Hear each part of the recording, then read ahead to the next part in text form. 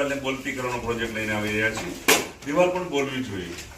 તો વિદ્યાર્થી મિત્રો, આજે આપણે જોઈશું કે નવગીના વર્ગની અંદર ખૂબ સુંદર મજાના ચિત્રકારો છે કે જે દિવાલને અલગ અલગ ચાર્ટ દ્વારા શણગારી છે. અહીંયા પણ એક ભાતચિત્ર બનાવ્યું છે, બેસ્ટમાંથી બેસ્ટ, માત્ર જે છે પ્રોજેક્ટ ચિત્રકલાના આધારે. આ પાછળ જોઈશું કે તમે અહીંયા વિદ્યાર્થીઓ કંઈ શું કરી રહી છે. ચલો, શું નામ છે તારું? તારું નામ શું બનાવી રહ્યો છો આજે? પદાર્થ ચિત્રમાં તેઓ કયા ચિત્ર બનાવી રહ્યો છો? દિવાલને બોલતી કરશો તો પદાર્થ ચિત્ર કેનું ચિત્ર બનાવો છો? આપણું લોકલ સંસ્કૃતિનું.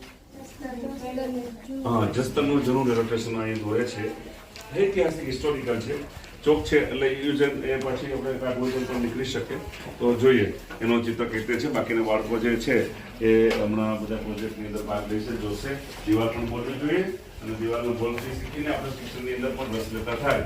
એટલે દિવાલની અંદર આમ જોઈએ છીએ, આમ જનરલી આપણે જોતા હોય કે ભાઈ દિવાલની અંદર છે તો મોટે ભાગે સુવિચારો લખેલા હોય. મોટા ભાગની શાળામાં શું લખેલું હોય? સુવિચારો. શું લખેલું હોય? સુવિચારો. આપણી શાળાની અંદર હિસ્ટોરિકલ, ઐતિહાસિક, વિશિષ્ટ જે આપણો વારસો છે, હેરિટેજ, એવા ચિત્રો દોરીને, એવા જીવન ઉપયોગી વાતો લખીને આપણે દિવાલને બોલતી કરીશું.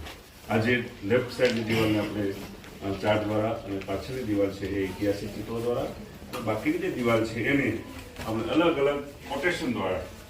અહીંયા પણ એક કોટેશન લખ્યું છે કે હું મારા જીવનમાં આગળ વધીને શ્રેષ્ઠ પશુપાલક અને ખેડૂત બનવા માંગુ છું. હું આદર્શ ખેડૂત બનીશ જ, ખેડૂત કિસાન ફાર્મર બનીશ જ.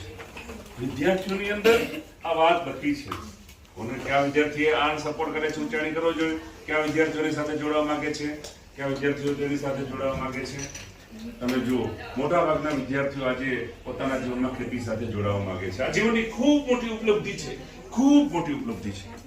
આજના બાળકોને ખુરશી પર બેસીને નોકરી કરવાનું છે, પણ આમને ખેતરમાં જઈને પરસેવો પાડવાનું કામ કરવાનું છે.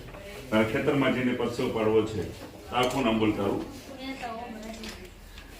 આખું નામ બોલો. હેત ઓમ રાજેશભાઈ. ક્યાં ગામથી આવો છો? ઓકે, ક્યાં ગામથી આવો છો? સરસ. મહેતા ઓમ આપણી વચ્ચે છે, નવમીમાં અભ્યાસ કરે છે, તે રાજકોટમાં રહે છે અને આગળ વધીને આ સૂત્ર મુજબ તું તારા જીવનમાં શું બનવા માંગે છે? ખેડૂત બનવા માંગે છે. તું ખેડૂત બનીશ તો તારે ખેતરે જવું પડશે, તો તને એમાં આળસ નહીં થાય ને. તેની અંદર તારે પરસેવો પાડવો પડશે, તો તને એમ નહીં થાય ને કે ભાઈ એટલું બધું કષ્ટીવાળું કામ કેમ કર્યું. આવું કષ્ટીવાળું કામને બદલે આપણે આરામવાળી એસીમાં બેસીને ઓફિસમાં